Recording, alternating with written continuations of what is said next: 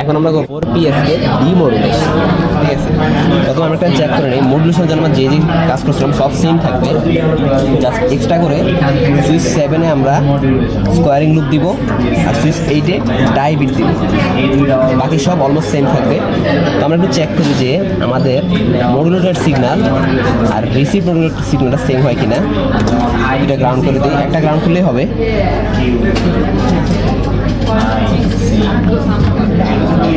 হ্যাঁ, অলমোস্ট আমাদের ঠিক আছে, সিগন্যাল ঠিক আছে। এটা হচ্ছে আপনার ট্রান্সমিটেড মডুলেটর সিগন্যাল, এটা রিসিভ মডুলেটর সিগন্যাল, দুইটা অলমোস্ট ঠিক আছে আমাদের। এখন আমরা 21 নম্বর টাচ পয়েন্ট থেকে সিগন্যাল নেব।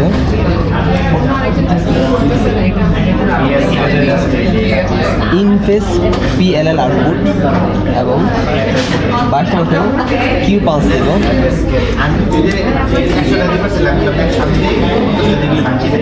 আমাদের দুটো আউটপুট হচ্ছে।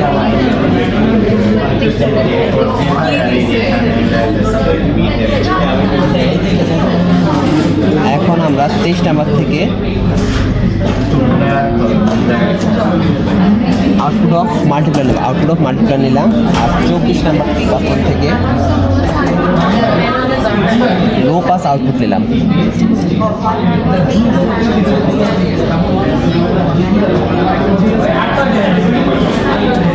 এমন একটা আউটপুট আছে আমাদের। এটা হলো 23 নাম্বার, এটা হলো 24 নাম্বার। এখন আমরা 25 নাম্বার টাচ পয়েন্ট থেকে কোয়াড্রেচার ফেস PLL আউটপুট নিব এবং 26 নাম্বার থেকে কোয়াড্রেচার ফেস মডুলেটর সিগন্যাল নিব।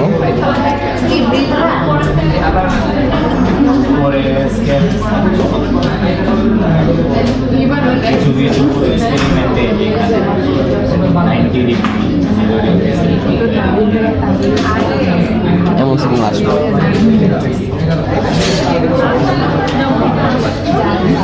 এখন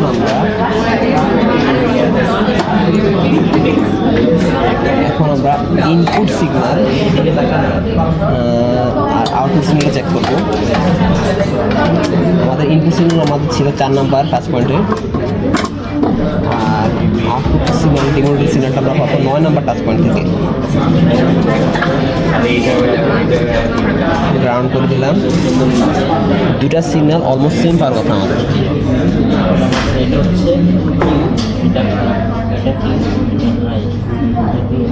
দুটা সিগন্যাল আমাদের অলমোস্ট সেম আছে।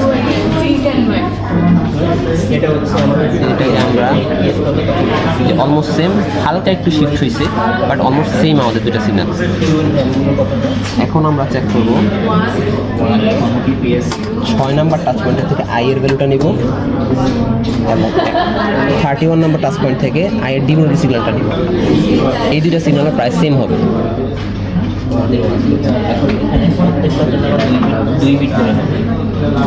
অলমোস্ট সেম, জাস্ট একটু শিফট হয়েছে।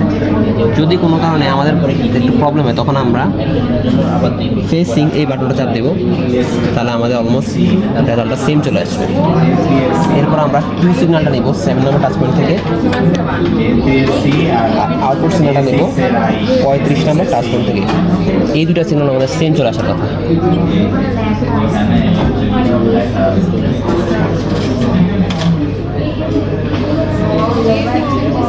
দুটা সিগন্যাল প্রাইস সেম আমাদের।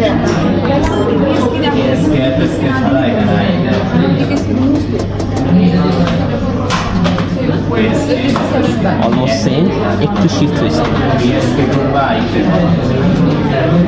এতটুকু এক্সপেরিমেন্ট। ধন্যবাদ।